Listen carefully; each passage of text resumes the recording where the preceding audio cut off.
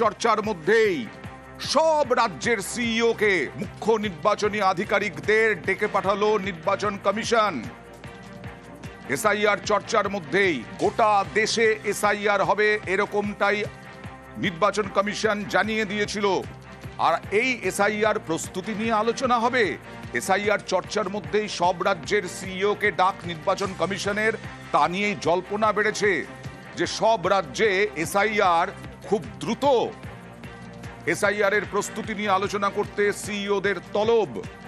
মুখ্য নির্বাচন আধিকারিক বিহারে কিভাবে এসআইআর কার্যকরী হয়েছে তা নিয়েও আলোচনা। রাজ্যের সিইওকে চিঠি দিয়ে ডেকে পাঠানো হলো। সব রাজ্যের সিইওকে চিঠি দিয়ে ডেকে পাঠানো হলো।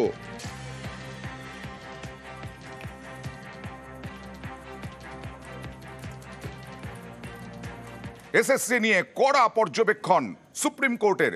এসএসসি নিয়ে কড়া পর্যবেক্ষণ সুপ্রিম কোর্টের।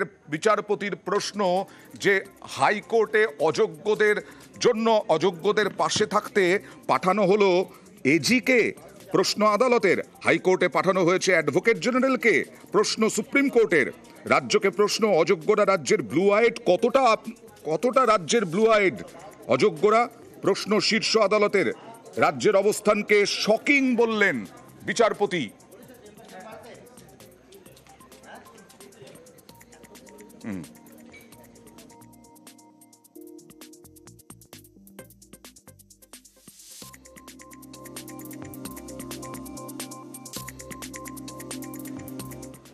অযোগ্য শিক্ষকদের চাকরি, অযোগ্য শিক্ষকদের জন্য ব্যবস্থা।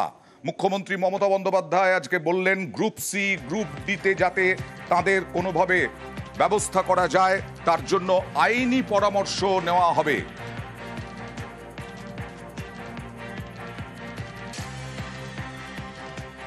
যারা বেচারা টিচারিতে কাজ করেও আজকে অযোগ্য প্রমাণিত হয়েছে, এটা আমি আইনের সাথে আলোচনা করছি।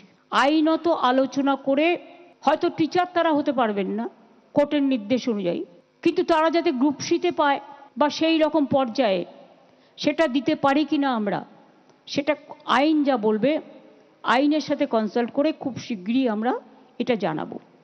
আমি কাউকে হতাশ হতে বারণ করব, তার কারণ আমাদের সরকার হচ্ছে মানবিক সরকার এবং আমাদের দৃষ্টিভঙ্গি অলওয়েজ আমরা পলিটিক্যালি দেখি না, আমরা মানবিকভাবে দেখি। আর যোগ্যদের জন্য কি কি ব্যবস্থা থাকছে, কি কি ছাড় দেওয়া হচ্ছে, কি কি সুবিধে দেওয়া হচ্ছে, তাও আজকে উল্লেখ করলেন মমতা বন্দ্যোপাধ্যায়। এই যে টিচারদের অনেকের চাকরি চলে গেছে, আপনারা কি ভাবছেন আমি মানসিকভাবে এতে খুশি? নো। যারা চাকরি করতো, যাদের আনটেন্টেড, তাদের জন্য অলরেডি আমরা প্রসেস শুরু করে দিয়েছি এবং তাদের বয়স কনসিডার করা হয়েছে। যেহেতু তারা 10 বছর 12 বছর কেউ চাকরি করেছে, তাদের 10% এক্সট্রা এক্সপিরিয়েন্সের জন্য রাখা হয়েছে। প্রায় 30% রাখা হয়েছে যেটা তারা সুযোগটা পেতে পারে, কারণ কোর্টের অর্ডার অনুযায়ী। এখানে আমাদের হাত পা বাঁধা, কিন্তু আমরা যেটা করতে পারি সেটা হচ্ছে আমরা তাদের অ্যাডভান্টেজ দিয়েছি যাতে পরীক্ষা দিয়ে তারা স্বমহিমায় ফিরে আসতে পারে। রইল গ্রুপ সি, গ্রুপ ডি, অশিক্ষক কর্মচারীবৃন্দ, তাদের জন্য কোর্ট বলেছিল অন্যান্য জায়গায় তারা করতে পারে, সেটাও আমরা নোটিফিকেশন করে দিয়েছি।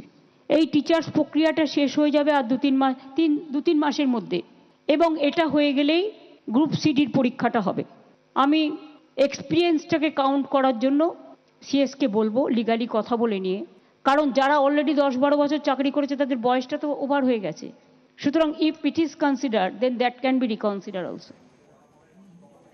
এর আগে একদিন চিন্ময় মণ্ডলের নেতৃত্বে কয়েকজন চাকরিহারা দেখা করতে যান বিরোধী দলনেতা শুভেন্দু অধিকারীর সঙ্গে। আজকে সুমন বিশ্বাসের নেতৃত্বে কয়েকজন চাকরিহারা তারা দেখা করেন বিরোধী দলনেতা শুভেন্দু অধিকারীর সঙ্গে।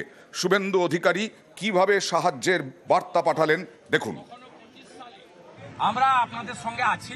আমাদের বক্তব্য যে যোগ্য তালিকা দিয়ে দিলে এই যে 7ই সেপ্টেম্বর, আরে ভাই আমরা লিখিত প্রস্তাব দিয়েছি, আমি মনোজ মুখ্য সচিবকে দিয়েছি, শঙ্কর ঘোষ স্পিকারকে দিয়েছে। সেই কারণে মঙ্গলবার থেকে বিরোধী দলনেতাকে সাসপেন্ড করে দিয়েছে যাতে আজকে এখানে রেজুলেশনটা আমরা বলছি যে আমি আপনাদের বলছি পরীক্ষায় কি করবেন আপনারা ব্যক্তিগত সিদ্ধান্ত নিন। তো আমি স্বীকার করি 16 সালে পরীক্ষা দেওয়া লোক কখনো 25 সালে, এখনকার যারা কম্পিটিশনে নামবে তাদের সঙ্গে পেরে উঠবে না। আমি আসি ভাই, শিক্ষাকর্মীদের আমি আপনাকে বলছি, বিজেপি সরকার যেদিন হবে যোগ্য তালিকা নিয়ে সুপ্রিম কোর্টে বিজেপি সরকার যাবে। অন রেকর্ড বললাম, দায়িত্ব আমার।